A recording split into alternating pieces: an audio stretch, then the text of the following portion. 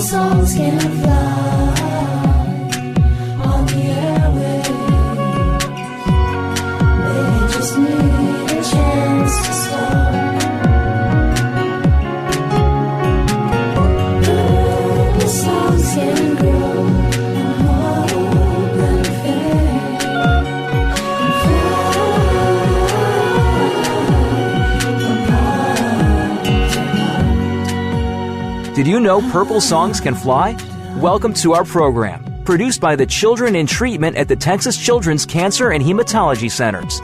Our program is about great music made by some terrific young talents. Now, here are the hosts of Purple Songs Can Fly. Hello and welcome to Purple Songs Can Fly on the Voice America Kids Network. I am your host, Zachary Tavlin, and this show will again be me solo. Emily and Dominic will be back very soon. And today we're going to be talking with Miss Carol Herron, the Arts MS and Coordinator at Texas Children's Hospital. Welcome to the show. Hi, Zack. And we've already done an interview once, but just in case someone has not heard that show, what is the Arts Medicine program? What is your role in the program? And kind of briefly, what does it do in the hospital? Well, the Arts and Medicine program is available for all of the children that we see in the Cancer and Hematology Center. It's a program that's not just for patients, but it's for siblings as well.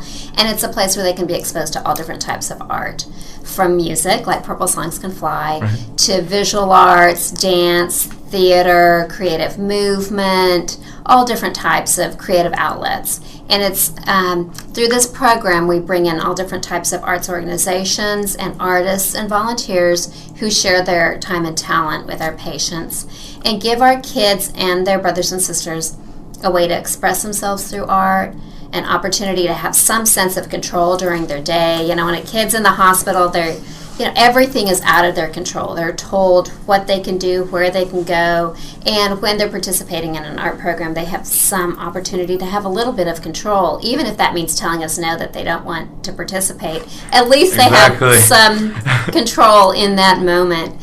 We also want to give children, patients, and siblings an opportunity to be on a level playing field, because there's a lot of imbalance in a family when there's a child with a diagnosis that is kind of life-changing for the family. These art programs give the patients and the siblings a way to be treated equally.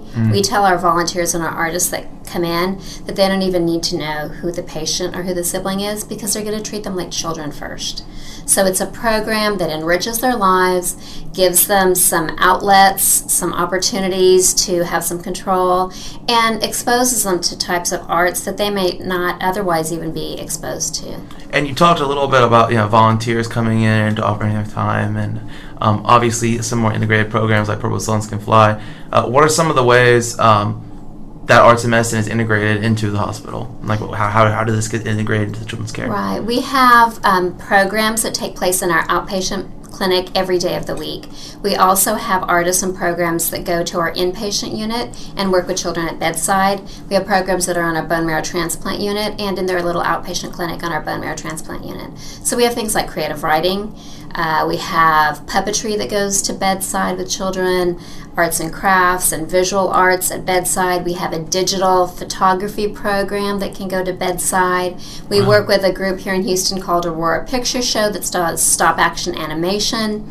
We do that in the clinic. So it's just a wide variety of different types of art. You never know what's going to make a difference, what a child's going to connect with. Like, with you, it was music and creative writing. Right. But, with some other child, it may be the photography or it may be jewelry making.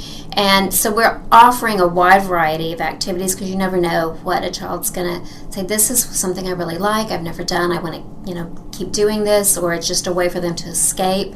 And we also let parents participate if they like. So there are opportunities for parents to work side by side with their child if they choose to. That's wonderful. And I can recall from my experience, just kind of briefly for our listeners, that at first I scoffed at the idea of being involved in anything outside of my chair. I was so scared at the beginning, and then as I became more comfortable in the environment, I really enjoyed being a part of these programs, the Purple Songs and the creative writing, because I found it as a really helpful outlet in an environment I felt comfortable in to kind of let out those feelings. So personally for me, I think this program makes a huge impact on lives of every child in treatment. And just for our listeners, what is your role in this program? Well, I coordinate the program, so I work with all the community arts organizations like the Symphony and the Museum of Fine Arts and the groups that come in on a regular basis. I coordinate them coming in, making sure their artists are trained and the artists have the support that they need to do their job effectively in the hospital. And the same with volunteers. We aren't looking for healthcare professionals. We're not a therapy program. We don't bring in art therapists or music therapists. We bring in musicians and artists. So we need to give them the support to do their job. So we need to make sure they're comfortable in the environment. We're kind of like art hostesses. We make sure they have everything they need to be effective in the environment. So I do all that coordination of schedules and all the training of the artists. And I also work with patients as well and kind of get to know some of the kids that we have. That's coming great. To the hospital. That's great. Okay, so now we're a little bit kind of caught up from last time. I am super curious. How did you get your job? How did you rise to this kind of ultimate coordinating role with all these different artists and run all these different programs? I've always felt that art can make a difference in the quality of people's lives. My undergraduate degree is in dance and my master's degree is in recreation therapy. So I started my career working in psychiatric settings using all types of creative arts, from music and dance to theater, creative writing, to give people, and then in that environment we were really working on goals, working on getting people to express themselves, to set goals and to work towards goals by completing projects, but using arts in a healing way. And I kind of worked out of that into healthcare administration and really felt there was this void, and I really missed working with the artists and in the arts and seeing the difference that it could make in the lives of the people experiencing those art programs. So when I heard Texas Children's Cancer Center was looking at developing an arts and medicine program, I came knocking at their door and was very persistent.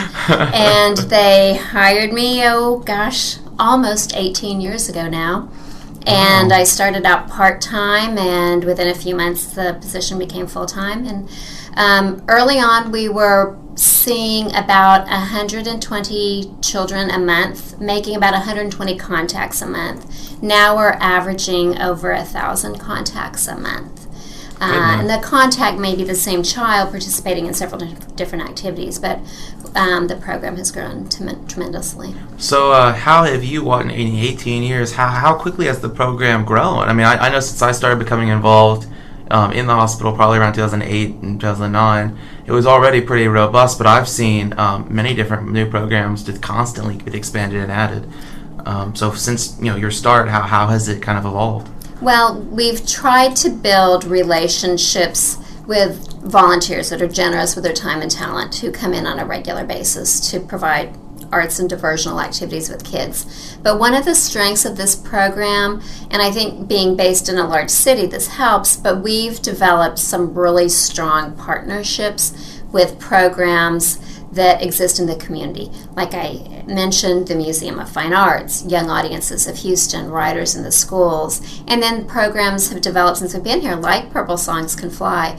But all of these programs who have an expertise in some art area, we've built these relationships with them, and many of them have been coming in over 10 years. And they're here on a regular basis. And having those relationships grow has really helped our program become very strong. That is super interesting, and I really want to talk about some of these specifics of some of these programs when we get back from our break. So during this break, we're going to be playing a song by Simran, Always Remembering, and she wrote this when she was 7 years old. Some birds soaring through the sky, imagination in its head, moving through the wind, running off to excitement, always remembering its adventures, never getting lost.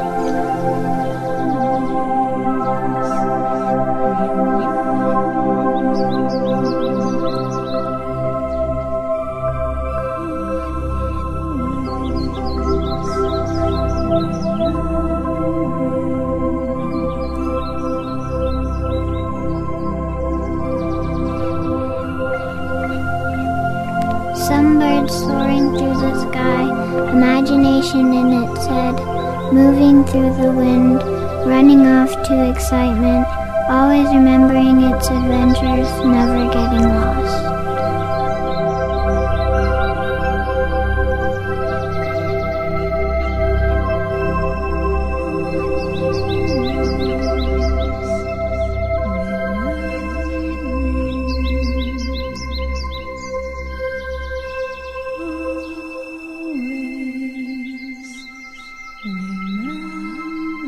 Always remembering its adventures, never getting lost.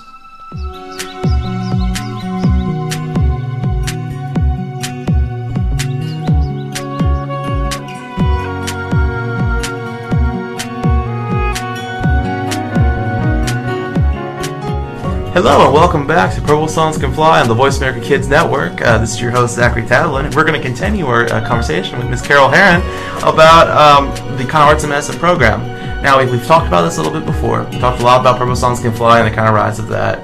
Some things we haven't talked about that I'm interested in are some specific programs and other programs that might target other people outside of the target audience of patients and their families.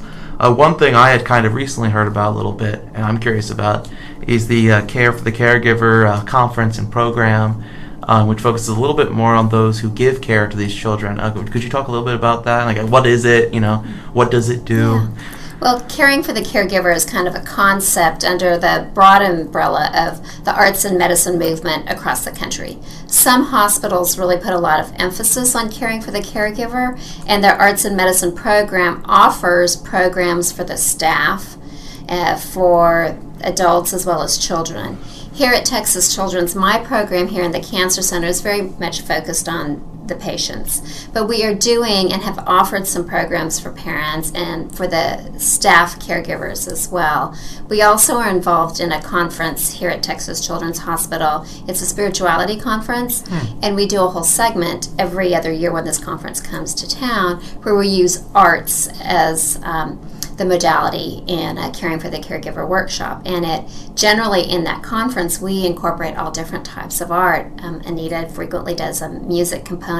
We may use movement, visual arts, and doing a whole workshop on giving these professional chaplains from hospitals and nurses and other types of caregivers that come to this conference some skills to take care of themselves. So the whole concept is really helping caregivers take care of themselves so that they can continue providing care.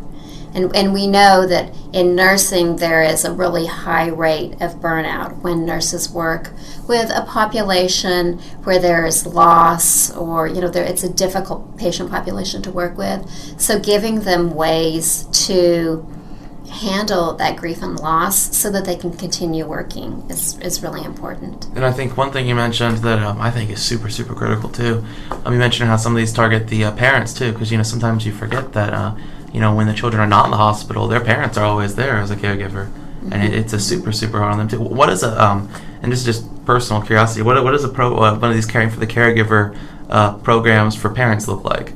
Well, there is a retreat that we do once a year for families, and one part of that involves a date night for parents, where we have the kids go off and we have pizza and games for the kids, but for the parents we do things like we'll put a little deck of cards with questions on the table so that the parents can just sit and talk, and kind of conversation starters for the parents. And we might have music and just a nice, like a candlelit dinner, but provide something that these parents don't frequently have an opportunity to do, because if they have a sick child, that takes up all of their resources, both financial and time, and gives them an opportunity just to be together. We also invite parents to participate in some of our art activities, and we found things like beading activities that are very focused, where you have to just kind of really concentrate on what you're doing, really are things that parents enjoy doing. We've offered some crochet workshops for parents, things like that they've really enjoyed. So you've noticed that different activities kind of resonate with different groups? Yes. What are some of the activities that would respond, like more like younger patients or slightly older patients would respond? This is super, super interesting. I didn't know there was a huge variation. It's cool. Well, we know that the younger kids really like very tactile things. They want to do arts and crafts. So that's, we spend a lot of time, because that's the biggest part of our population. We see lots of very young children, so we do a lot of arts and crafts. Then we really gear our activities. We try to select some activities that are geared towards our older patients, like creative writing and the songwriting program. It's harder to engage the older patients. They bring all their own electronics. They tend to be a little more isolated and kind of shut down and really don't want to become part of the hospital milieu. They don't want to get as involved. They want to do what they have to do and leave. So it's a little harder to engage the older kids. So we really try to pick some activities that will work with them. But talking about caring for the caregiver, we recently did a really neat thing. It was the first time we did this, and it was with our Purple Songs Can Fly program, provided a staff appreciation concert. And that was really amazing and very, very special. So what took place at the staff appreciation concert? We had about 8 kids come in, and some different musicians came in to accompany them, and they performed their song. And we did it at the end of the workday so that the staff weren't trying to hear a song and work at the same time. We offered refreshments and set up a real nice kind of theater seating type area in the clinic, and the kids performed their songs and had an opportunity to thank the staff for what they had done for them. It was incredibly powerful. There were about 112 people, if I remember correctly, who came to hear the performance, and there were tears of joy in the eyes of the nurses and the doctors and parents, and even some of the singers got choked up when they performed because it was so powerful. It was a beautiful thing to be a part of. That's goodness. That's an incredible program. I know that several different children I've talked to have either written songs for their doctors or favorite nurses, or even just their treatment staff in general, being in a very huge, thankful way. And I also know that at least back in my day, when the little room was kind of segmented, that there's a huge curiosity among the staff, and it's great to kind of build those bonds between the program and the staff, so they really see that kind of output. It gave them an opportunity to see what the program does, because they don't ever necessarily see the whole picture, just a CD or walk by the studio as a kid is recording, but to see the child perform their song was beautiful. And I don't know if you're 100% aware of this, will there be another kind of staff appreciation day in the future? We're hoping to make it an annual event. It was so well received, we hope to do it again. That would be absolutely wonderful. I think that would be great. And we're going to continue our conversation with Miss Carol Herron about the arts and medicine programs. When we get back from our break, we have a song by Mr. Jared, who was 12 years old when he wrote this song. I Call Her Mama. I call her Mama. She's always there for me. She understands my personality. I always know how much she cares for me. She likes the color blue. She likes gospel music. She's good with kids and babies, and she likes to play games. She likes the color blue. She likes gospel music. She's good with kids and babies, and she likes to play games. I call her Mama. She's always there for me. She understands my personality. I always know how much she cares for me.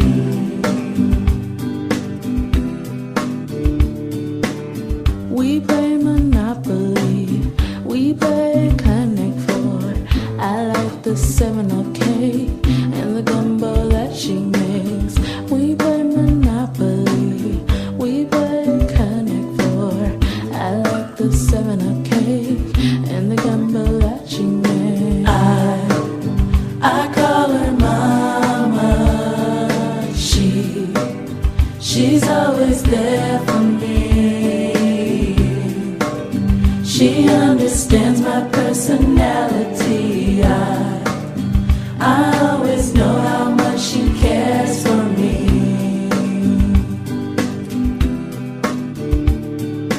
This is a song for someone I love, a beautiful angel sung from above.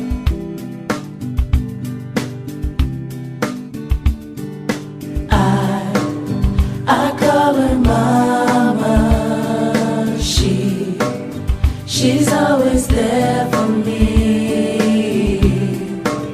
She understands my personality. I always know how much she cares for me.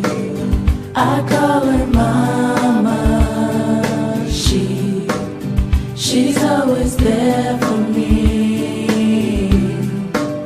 She understands my personality. I always know how much she cares for me. I always know how much she cares for me. I always know how much she cares for me.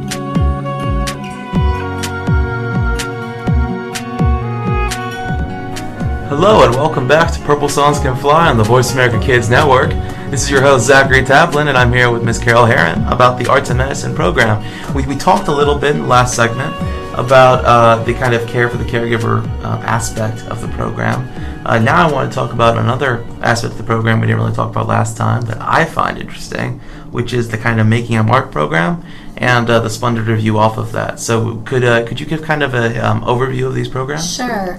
Making a Mark is a visual art show. It's sponsored by the Periwinkle Foundation, and it's an annual show. It opens every September. September is Childhood Cancer Awareness Month, along with Sickle Cell Month.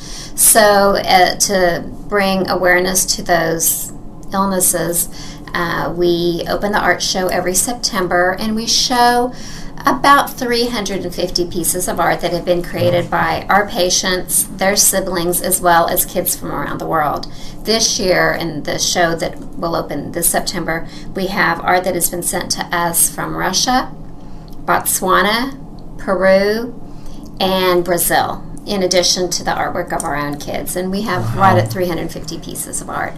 So once that show opens, it's really a celebration of these children. So it's a big party when we have the opening. We have a big event with arts and crafts and kind of an unveiling, and we have a lot of guests that come to that, and we really try to get the children, the actual artists, to come to the event. And then that show hangs here at the hospital for a month, and then parts of it go on tour. And generally about 100 pieces at a time go to different locations. Some of our biggest venues are the airports here in Houston, and when the art hangs at the airports, we get lots and lots of feedback. One of the things that's kind of unique about this art show is when it travels, we have these things that are called postcards from the road that travel with it. So they give people seeing the art an opportunity to write a note to the child.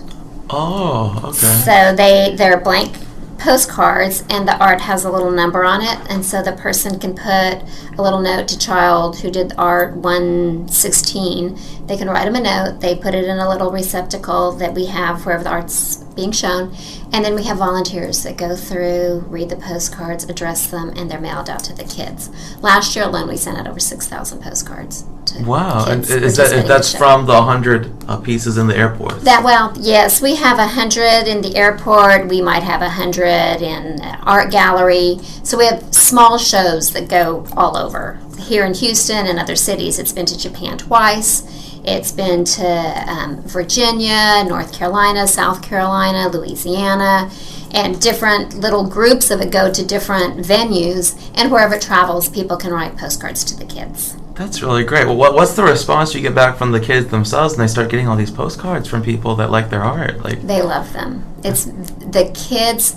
We don't get much real mail anymore. We get junk mail and bills. So when you get a personal note, it's really very special. And so people will send us pictures of their kids, like with all these postcards spread out in front of them. Or they'll put them all on the refrigerator and send us a picture of all these postcards on the refrigerator.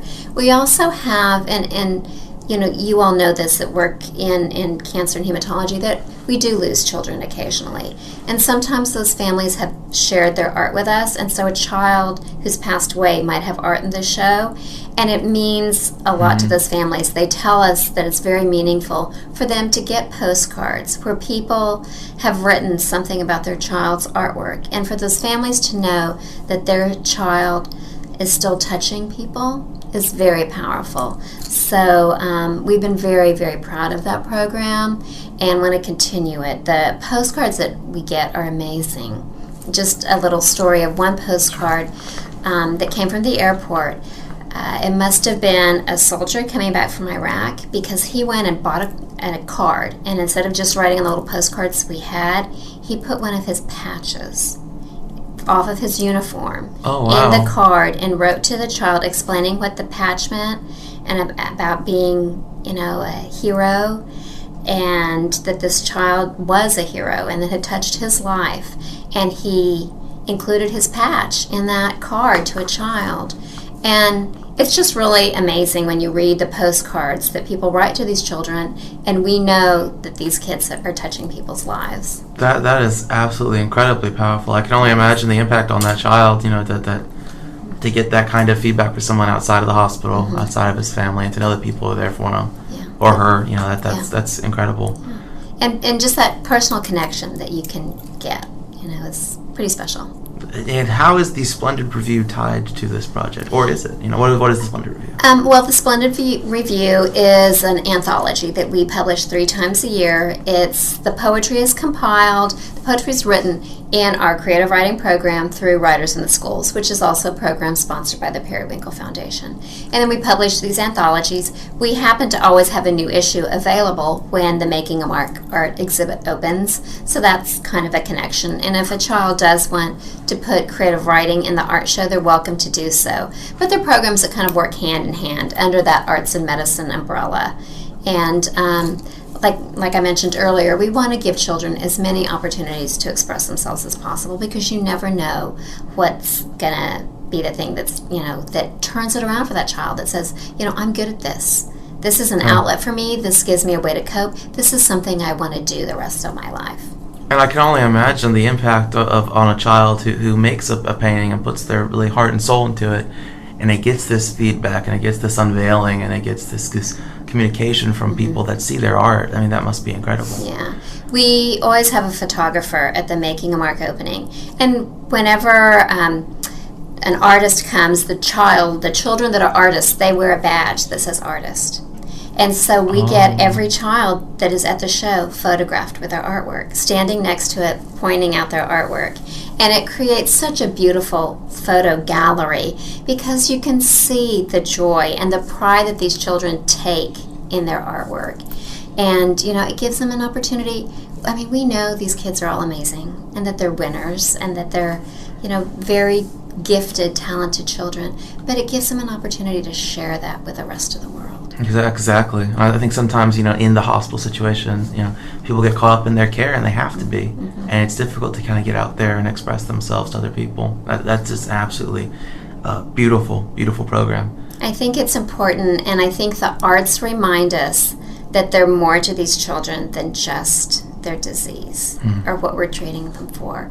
We saw this in the Purple Songs Can Fly staff appreciation concert. We see it in Making a Mark, that people, that these children are more than we give them credit for, and we want to give them an opportunity to share all of the aspects of their lives and their talents and their interests with the world. And I can't tell you how happy I am that this program is an annual thing, and it continues every year to touch more and more children, because I can only imagine that positive just wave that this would have in their lives. And I really want to talk more about these programs when we get back from our break. During the break, we're going to play the Purple Songs Can Fly theme song by myself when I was 15. So please be merciful, but enjoy, and we'll be right back.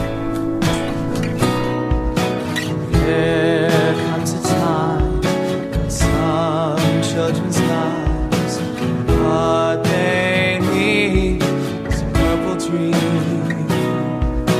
Take them away to far-off places and magical spaces, kings and queens of hopes and dreams, a place to sit, words to share, imagination to take them there.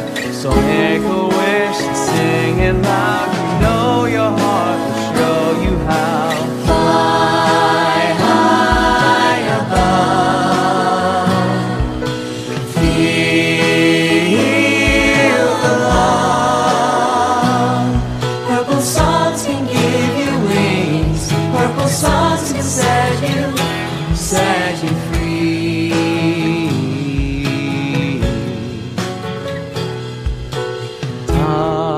others have found.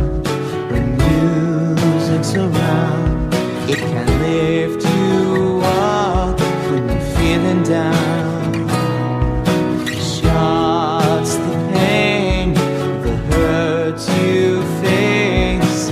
All your fears can disappear. The hope's alive, the light is bright. A place to sit, words to share, imagination to take you there. So make a wish and sing it loud. You know your heart will show you how. Fly high above, feel the love. Purple songs can give you wings. Purple songs can set you free. Could you imagine it? Could it be true? Could that awesome song have come from you? Take your song and send it along across the horizon to space and beyond. It's all yours. Fly high above, feel the love. Purple songs can give you wings. Purple songs can set you free.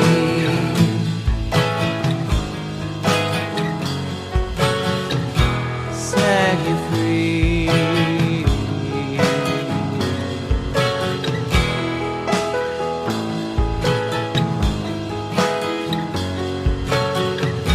Set you free.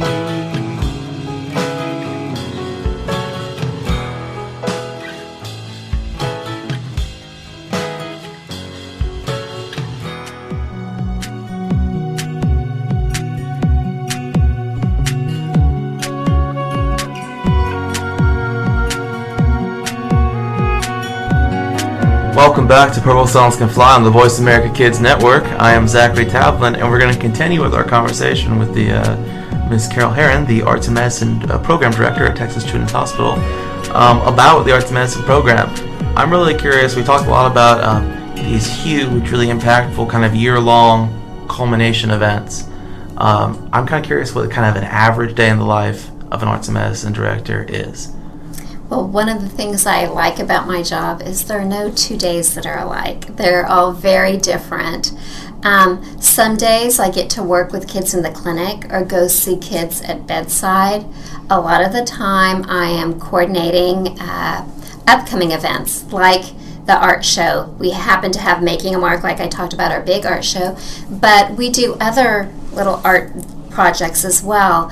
We're going to do a Halloween exhibit at a downtown office building here in Houston. We always do a winter holiday exhibit at City Hall. So I'm frequently working on these smaller visual exhibits that we have that travel. I love working with some of the outside arts organizations. So when we have a new partnership or a new artist that's come on board, I like to do some training with them. But one of the things that I love about my job is that I know we make a difference with these children, but I think that we also make a difference to these artists in their lives. And so I want to ensure that we give them the tools for them to be successful. So I want to help train them and get them comfortable in doing their job. I also work with lots of volunteers. I work with high school kids and college students and adult volunteers as well. So I do lots of different things in my job in an average day. That's really awesome. I'm curious, what is the kind of training look like for someone, an artist coming into this? I mean, how can you prepare someone for this kind of experience? Well, any artist that comes to work with us, whether a volunteer or through an arts organization, we have them go through the general volunteer training here at Texas Children's Hospital. So they learn some of the basics, like, emergency procedures, fire evacuation, things like that. But very important things like infection control and patient confidentiality, they learn those kinds of general things. Then I work with them. I mean, we're such a big hospital. It takes a while just to get people oriented physically to where they are and what areas they can work in and how to get to different areas. And then we try to help artists, and many of the artists that we have come in have lots of experience working with children, but helping them be successful in how to approach a child in an inpatient room. For example, you don't just walk in a room, you knock, you open the door, you introduce yourself, you have to quickly assess, is this a good time? Are there doctors in the room? Is the child sleeping? Are there a lot of visitors? And how to get out of that situation if you've interrupted something, and helping them feel comfortable in an environment that's really very alien to many artists, helping them figure out what activities work well in this kind of setting, because we see so many kids, you can't do a lot of activities that require a second visit to complete. You have to be able to complete what you do pretty much in one session. Right. So helping them to figure out what activities work well, what supplies work well at bedside. You don't want to take glitter into a hospital bed. Things like that. Exactly. And so it's really kind of helping them be successful in what they do. What would you say the feedback from the artists is after they kind of experience the hospital work? Do they tell you how it's impacted them? Well, we have many artists that have been with us years because they love coming here.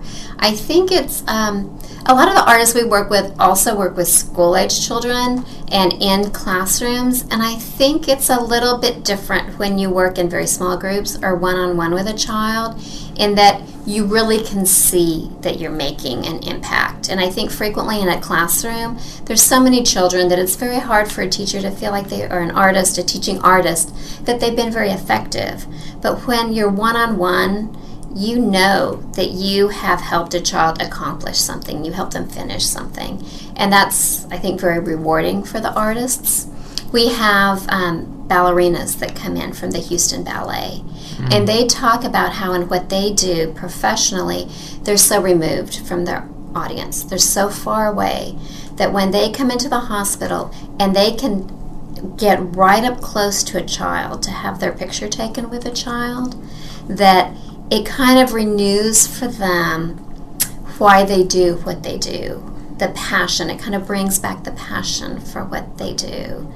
And we have had musicians who come regularly that tell us that their visits in the hospital, and this is to quote one of our artists, he says his visits to the hospital feed his soul. And it helps him go on and do what he does professionally. I can only imagine, because the experience you get with each child will be different, and you really are giving a lot of yourself to really help someone else, and it's so rare now that you get that direct experience of helping someone, and them helping you and learning from that experience as well. And in this setting, I think the artist is someone who can stay with a child for a long period of time and can treat them like a child and not like a patient, because our nurses and our physicians and all the healthcare providers come in with an agenda, something they need to get done, and then they leave the room. But an artist can just sit there and be quiet by a child and let the child lead the activity and really get to know the child in a real different way. And so I think it's kind of a privilege to be an artist that works with these kids. And I don't know if it's even 100% possible to know for sure what this would be, but I kind of want to end off, and what do you think the most rewarding part of your job is? I think it's most rewarding to know that as an artist, or when I work with a child, that right then, in that moment, we've made the day better for that child. The reward it's tangible, it's right there. It's not like a job where you work and you never see the end result. For that moment in that day, you know you've made that child's day better. And that really is something you can't even measure its value, because to brighten someone's day that needs it the most at that point, it helps them, it helps the person that's brightening their day. I can only imagine what it would be like to have that job. I really want to thank you for taking time out of your busy day to come and talk with us and to really share this experience with us. I feel really grateful, and I know our audience does, so thank you. Thank you, Zach. And we'd like to end today with a song also by me, When It Comes From the Heart, which I also wrote when I was 15. And please enjoy it, and thank you for listening to us. All the strides and all the struggles, all the valleys, all the hills, all the triumphs, all the sorrows, dedication to your field. You're a hero to so many, all around the world you're known. You have changed the course of history, made the world a better home. When it comes from the heart, it makes all the difference. You've spent a lifetime mending hearts. Your healing hands made all the difference. All the lives you've saved, all the people you've touched. When we look back on the past, most of us have some regrets. You should have none. You've succeeded in the challenges you've met. You're a hero to so many, all around the world you're known. You have changed the course of history, made the world a better home. Made the world a better home. When it comes from the heart, it makes all the difference. You spent a lifetime mending hearts. Your healing hands have made all the difference. All the lives you've saved, all the people you've touched. When it comes from the heart, it makes all the difference. You spent a lifetime mending hearts. Your healing hands made all the difference.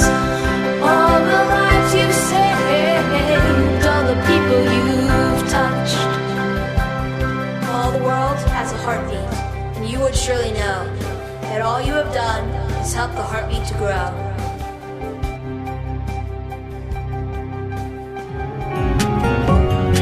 Thanks for listening to Purple Songs Can Fly. We'll see you again next Monday at 6 p.m. Eastern Time, 3 p.m. Pacific Time on the Voice America Kids channel. And remember, for more information about the Purple Songs Can Fly project, visit www.purplesongscanfly.org. We'll be back with more music next week. Purple songs can fly on the airwaves. They just need